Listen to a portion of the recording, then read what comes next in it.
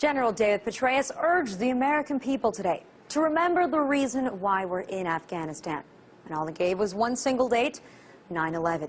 But with a record number of Americans now saying that this war has not been worth fighting, with a progress report 10 years in that says nothing more than fragile and reversible, perhaps we have to wonder why General Petraeus, why Congress, why President Obama won't just come out and say it straight, that we can't win, that we can't change Afghanistan, that basically, well, we might be screwed. Earlier, I caught up with Jake DiLiberto, co-founder of Veterans for Rethinking Afghanistan, and Dr. James Carafano, senior defense analyst for the Heritage Foundation.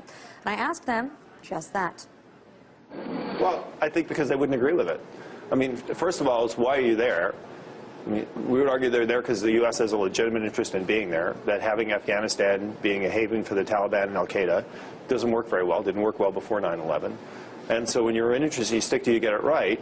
And, you know, I think that there has been a change. And so that shows that you can do things differently. A change in what way? What kind of change is there? No, James, there hasn't been a change. I mean, last year was the worst year in terms of Afghan deaths, in terms of Afghanistan. Last year was the worst year statistically for U.S. casualties.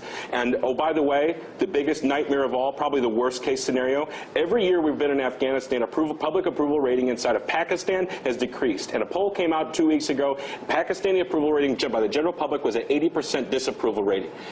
A policy in Afghanistan doesn't make sense anymore for our interests or for a national security purpose whatsoever at this point. And you and me are both conservatives. You and me both want President Obama out of office next year.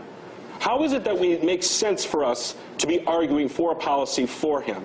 It doesn't. Well, first of all, I don't care who the president is. The president in the Constitution has a job to provide for the common defense. So it's not about who's in office. It's not common defense anymore, though. It's not common defense. That's where we would disagree. I mean, I don't think there's in the U.S. interest to have Taliban roll back into Afghanistan. Well, how about this? How about last year? Last year there was 7 attempts, minimal of 7 attempts. We know by unclassified documents, WikiLeaks and others, there's a minimal of 7 attempts by al-Qaeda to get their hands on nuclear weapons inside of Pakistan. The United States did nothing to prevent it because we were bogged down in Afghanistan. Our priorities are wrong. Our priorities are spent inside of Afghanistan, trying to nation build, not an actual counter-terrorist activity. The only way to get out of Afghanistan right now, and the only way that we're going to find any sort of fixing this solution, is getting our troops out of there. Number one reason why is because in order to get this fragile situation that Pakistan dealt with is by bringing peace between Kashmir, India, and Pakistan. And the only way to do that is to get troops out of Afghanistan. Jake, I want to very quickly interrupt you, and I want to ask you something about what it's like to be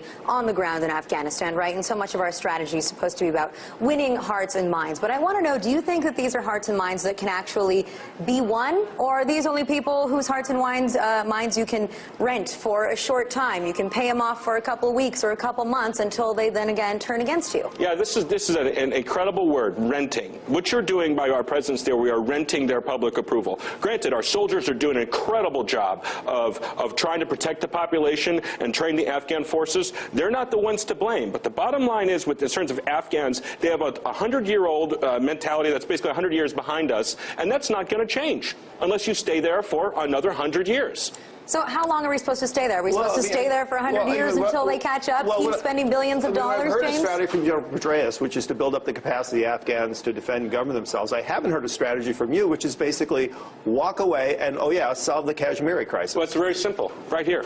The Afghan Study Group. This is how we get out of Afghanistan. James, this is it. I'll tell you what. Take that over to the director of the Heritage Foundation and give it to him. Because that's how we're going to get out of it. But walking away is not a strategy. It's not walking away. We're talking about leaving. Wait. What you're saying is, like, after Pearl Harbor, if we just walked away and, you know, let the Japanese have the Pacific. No, read the policy. No, we're talking about training. No, we're talking about training an Afghan national army by leaving about 25 to 35,000 troops there. You can do counter-terrorist activities by attacking al-Qaeda. With that, you simply get out of the east and get out of the south, where the Taliban, their threat. The Taliban is a 30,000 person tribal militia. You're just missing one step, and I agree with you. This is an Afghan solution, is turn this over to the Afghans, train them to do the job. But until you can stabilize the situation and create enough territory for them to operate in that's not threatened by al-Qaeda, you can't do that. Al-Qaeda's not there. You said, James, we shouldn't walk away right at this moment, right? But there is, of course, talk that we have to begin a troop withdrawal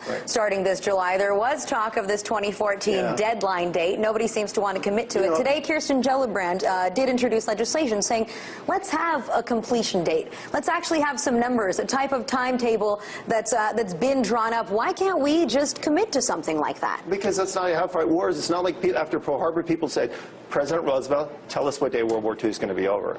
I mean, the war is over when the war is done. I mean, that's just. But who decides when the war is done? If more than 60% of American people say that this war isn't worth fighting, the war that the American people are losing their lives for, that I guess you could say technically the Chinese are funding, but in a sense these are our taxpayer dollars going towards. Most people thought the Civil War wasn't worth winning either. So I mean, what's your point? That's just not. I mean, you can't find this is something that the American people don't want. We live in a democracy, not a place where the generals are supposed to tell you how long the war lasts. Look at the Constitution. Nowhere the Constitution doesn't say we vote every day on whether we should be in the war. No, where it does say the Constitution that Congress has to declare war. Congress does. And I'm going to tell you what, just like Jefferson with the Barbary Pirates is what the Congress needs to do today with terms of terrorism. There are terrorists, and they do pose a threat. But those terrorists that pose a threat have a bigger safe haven in Yemen and Somalia than they actually do in Afghanistan. And it's not because they're there. It's because Al-Qaeda, if you look at what the theology, if you look at the multimedia mechanisms by Adam Gaddan and others, they have morphed and they have adapted. Now they're in Yemen and Somalia and other places. And if we were smart in doing a counter-terrorist effort, we would go to Yemen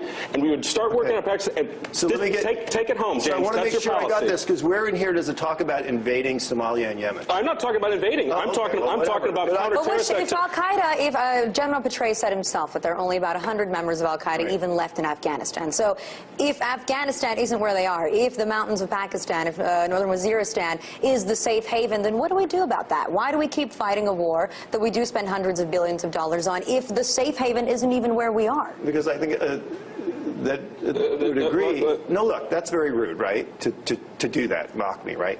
Look, I think they agree that part of the solution of dealing with Pakistan is dealing with Afghanistan. That's the reason why they call it AFPAC, is they go together.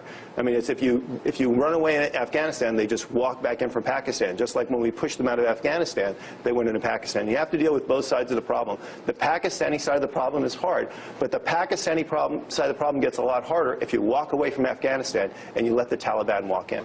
That doesn't explain how you deal with it. No, it does. It does, James. Again, you have to look at what the Taliban is. The Taliban are Pashtuns. There are Pashtuns in Pakistan, and there are Pashtuns in Afghanistan. What you have to do is allow the Pakistani government to protect themselves from any sort of insurgency, and you have to allow the Afghans to shield themselves from an insurgency. It doesn't mean continue to make Pakistanis mad at Afghans and Afghans mad at Pakistanis. We're siding in a civil war. Right. So, during the Civil War, there were Americans in the South and there were Americans in the North, and the solution was to get a political solution to live together. But until you created a military situation that could happen, it couldn't happen. And the same thing's true here. You can't just say, well, we need a political solution. You have to have a security situation that allows a political solution. Well, that's just, I mean, you were a colonel. Solution definitely doesn't seem to be showing itself, but that's why I feel like at least somebody talk about that. Talk about the fact that this isn't working, because fragile, reversible, yes, that's obvious. And 10 years in, fragile and reversible aren't what the American people want to hear. Gentlemen, I want to thank you both very much for joining us. And this is Petraeus' first hearing on Capitol Hill since taking over. And who knows, he might not be heading this war for too much longer if the rumors do speak truth. Thanks. Yeah, thanks.